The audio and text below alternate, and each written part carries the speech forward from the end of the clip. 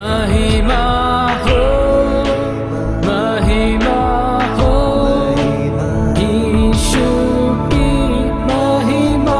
Hallelujah. मेरा नाम कमल शर्मा है और मैं रहने वाला नेपाल का हूँ और मेरा बैकग्राउंड एक हिंदू ब्राह्मण परिवार से था।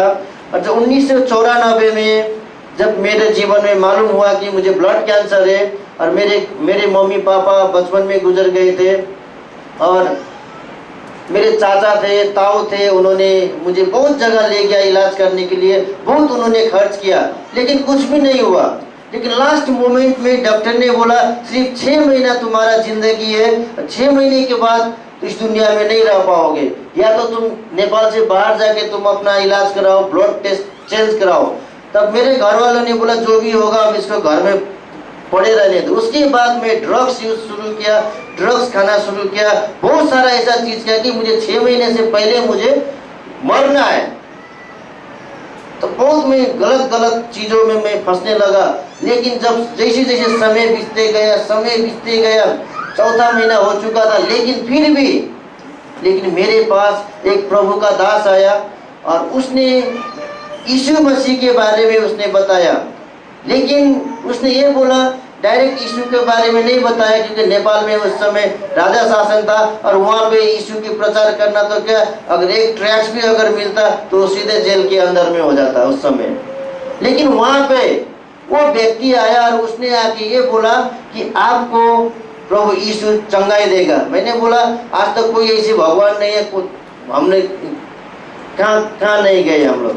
नेपाल में एक वो है, जबकि वो पशुपति बोलते हैं, पशुपतिनाथ मंदिर हिंदू का मेन वो बोलते हैं। वहाँ भी हमारे घर वालों ने लेके गया, बहुत कुछ किया, बहुत कुछ बलि करा, लेकिन कुछ भी नहीं हुआ। लेकिन डॉक्टर ने बोला सिर्फ 6 महीना है, उससे आगे कुछ नहीं होगा।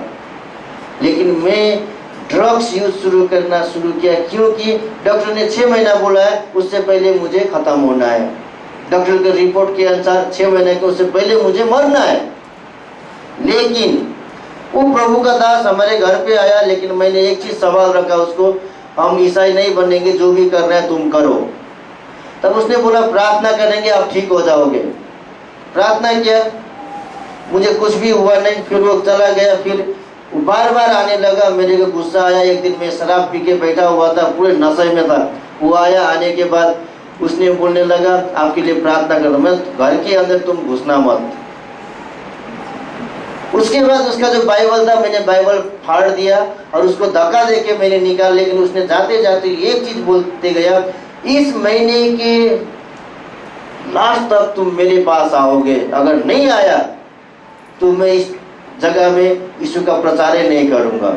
चैलेंज करके गया उसने। मैंने बोला ऐसे बहुत लोग बोलते, पंडित लोग भी बोलते, बहुत कुछ बोलते हैं, हमारे खानदान में सारे पंडित है वो भी ऐसे बोलते हैं। लेकिन उसने जैसे बोला उसके कुछ दिन के बाद मेरे जीवन में, मेरे मन में ऐसे होने लगा कि वाकई में उसने क्या बोला, ये चीज क्या है। तो फिर एक दिन वो समय आया जब रात के 12-1 बजे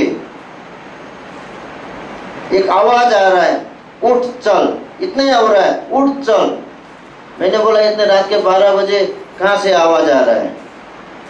जैसे नेपाल में और दार्जिलिंग उधर गांव में क्या होता है, खाना पीना जल्दी खाया सो जाते हैं, 6-7 बजे अंधेरा होता सो जाते हैं। लेकिन 12 बजे रात में आवाज आता है उठ और चल। फिर मैं ऊपर से नीचे आया, देखा चारों तरफ कोई भी नहीं है, ये क्या हो रहा है। तब लास्ट में मुझे कुछ मालूम नहीं है, मैं निकला हवाई चप्पल में और नेकर में और बनियान में मैं निकला। जो जिस व्यक्ति के पास जाना था उसी के पास मैं पहुंच गया। मुझे पता नहीं चला जहां से मेरे को उस जगह में पहुंचना है। गाड़ी में 2 घंटा लगता है, पैदल कितना लगता होगा। जब उस व्यक्ति के घर में पहुंचा, जब गेट खटखटाया, तब मेरा होश आया मैं यहाँ पे क्यों आया इसके पास। तब उसने एक सवाल किया, आप क्यों आए यहाँ पे। मैंने एक ही मेरे मुंह से निकालना कि मुझे प्रार्थना करो, उससे कुछ भी नहीं बोला। मैंने सिर्फ बोला मेरे लिए प्रार्थना करो आप। जैसे मैंने इतना बोला उसने बोला अंदर आ जाओ भाई। तब कल चर्च में हम प्रार्थना करेंगे, आप अभी रेस्ट करो। तब फिर उसके बेटे का कपड़ा पहनाया कल दूसरे दिन मुझे। तब फिर चर्च में ले गया। जब चर्च में गया मैं जीवन में पहली बार मैं चर्च गया था और वहाँ पे मुझे लगा कि वाकई में यहाँ पे कुछ ऐसी चीज है ताकि मेरे मन में शांति और आनंद हो रहा है यहाँ पे। तब उसके बाद वहाँ पे उसको मैंने नहीं बोला पास्टर, क्योंकि मेरा ब्लड कैंसर है, डॉक्टर ने 6 महीना बोला है, 4 महीना खत्म हो चुका था। मैंने इतना ही बोला चर्च में, मेरे लिए आप लोग प्रार्थना करो, मैं पूरे तौर से ठीक हो जाऊं, इस बीमारी से मैं मुक्त हो जाऊं, मैं पूरे तौर से यीशु के पीछे चलूंगा। इतने मैंने बोला और कुछ नहीं बोला। लेकिन पास्टर ने बोला क्या बीमारी है? बोला अभी मैं बताऊंगा नहीं, 6 महीने के बाद ही मैं सारा चीज बताऊंगा आपको।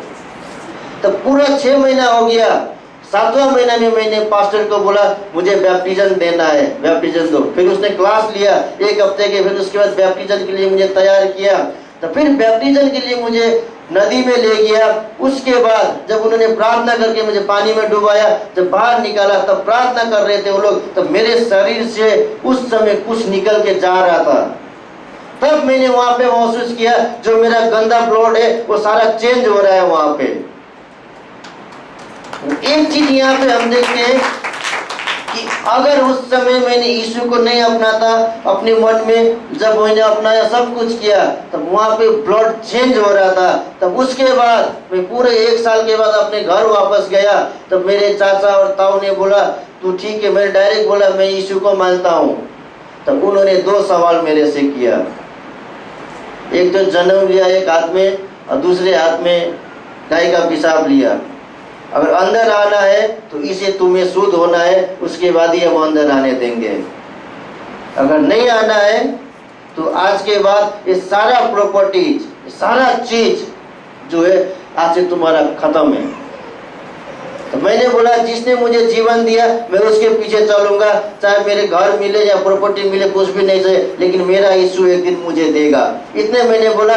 1994 से लेकर आज तक मैं अपने गांव अपने घर नहीं गया हूँ। मैं जाता हूँ मेरी वाइफ के गांव में जाता हूँ, बस इतना ही है।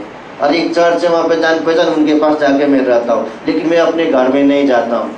लेकिन उसके बाद वो सब कुछ ठीक हो गया। तब मैंने पास्टर को बोला पास्टर मेरे ब्लड कैंसर था, ऐसे ऐसे था, आज मैं आपको गवाही दे रहा हूँ। तब उसने बोला, फिर मैं डॉक्टर के पास गया, डॉक्टर को मैंने प्रूव करना था। तब फिर वो डॉक्टर आज भी जिंदा है जो गीता कार्य की है, अभी भी वो जिंदा है, नर्सिंग होम है उनका नेपाल में, विराटनगर में।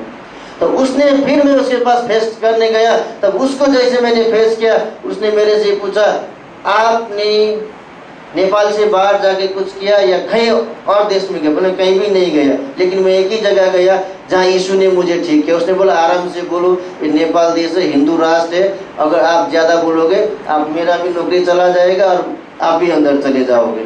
मैंने बोला जो भी कुछ होना हो, यीशु ने मुझे ठीक किया है, मैं यीशु के पीछे चलूंगा। तब उसने बोला कौन व्यक्ति है जिसको आपने प्रार्थना किया और आप ठीक है? बोला आप चलो मैं फिर लेके चलता हूँ। फिर मैंने उसको लेके गया उस पास्टर के घर में, और उसने सारा टेबल पे अपना जो जितना भी मेरा पेपर वर्क था उसने रखा और बताया ये देखो ये इसके कमल भाई का चाहिए, सारा चीज़ है। बोला ठीक है, नाम से हम जानते हैं, लेकिन इन्होंने आज तक नहीं बताया था कि ये ब्लड कैंसर के पीड़ित है, लेकिन इन्होंने एक ही चीज़ बोला कि मेरे लिए प्रार्थना करो कि मैं ठीक हो जाऊँ।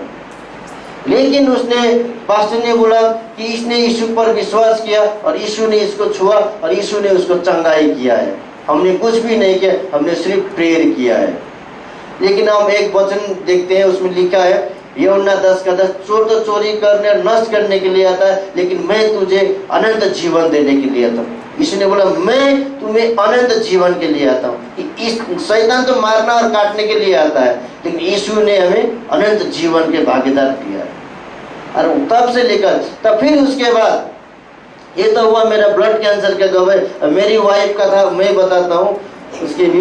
मेरी वाइफ का दुष्ट आत्मा था और प्लस दुष्ट आत्मा की पीड़ित थी और मिर्गी का दौरा पड़ता था, और उसकी माँ ने भी बहुत जगह ले गया इलाज करने के लिए, कुछ भी नहीं हुआ। लेकिन उनके स्कूल के टीचर ने बोला कि यीशु के पास जाओ, चर्च में जाओ, तुम ठीक हो जाओगे। जब ये लोग चर्च में जाने लगे और इनके घर वाले ने भी इनके घर से आउट कर दिया, जब ये लोग ठीक होने के बाद तो बैप्टिज्म लिया, सब कुछ हो गया।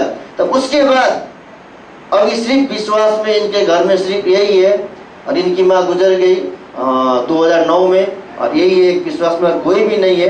लेकिन तो भी इनके जो बहन वगैरह है वो विरोध नहीं करते हैं, बड़ी बहन एक्सेप्ट करती है, वो जाती है सुनाती है उनको वचन वगैरह, अपने परिवार में अभी ये थोड़ा टीचिंग दे रहे हैं कि प्रभु उनको थोड़ा काम कर रहा है। दूसरा, जब मेरा 2000 जो मेरा बड़ा बेटा है, जब वो 6 महीने का या 1 साल का था, जब ये लोग गांव गए थे, गांव से जब वापस आ रहे थे, जब कटिहार जंक्शन बोल के एक बिहार में है, वहाँ पे जब आ रहे थे, जब इनका ट्रेन लेट था, मैं उस समय दिल्ली में था, जब ट्रेन लेट था तब इन रात भर वहाँ रुकना पड़ा। सुबह वो टॉयलेट के लिए वो निकल, बच्चा तब बामे से रहता, टॉयलेट के लिए निकल गया, लेकिन वो जैसे निकला, वो जो पटरी है, पटरी के नीचे गिर गया। वहाँ पे उधर से ट्रेन आ रहा है, वो पटरी के नीचे गिरा हुआ है। जब उसके जीजाजी था, उसने बोला मैं नहीं जाऊंगा, मैं खतरा में पड़ जाऊंगा। उसने बोला मेरा बेटा है, तो वो बेहोश हो गई वहाँ पे।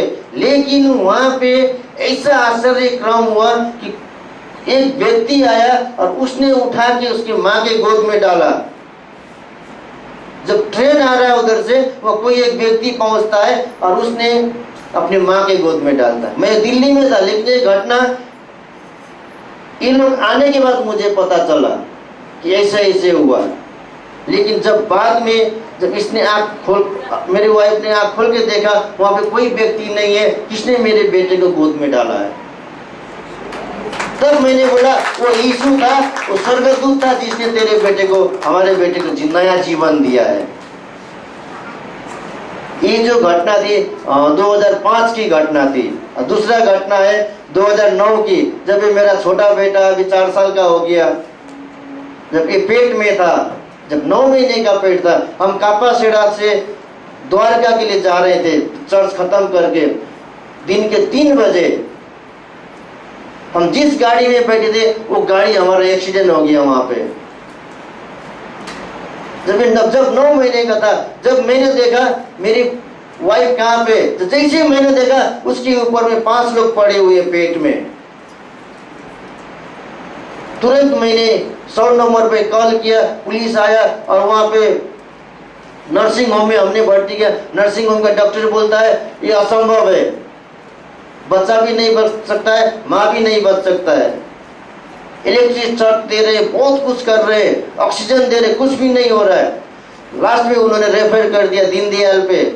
फिर हमने दीनदयाल हॉस्पिटल में ले गए, वो डॉक्टर भी बोलता है आईसीयू में डाला हुआ है, बोलता नहीं हो सकता है, तो भी हम ट्राई कर रहे हैं। लास्ट मोमेंट में उसने बोला आप जिस भगवान को मानते हो उसको आप प्रार्थना करो और वही सब कुछ कर सकता है, उस डॉक्टर ने बोला।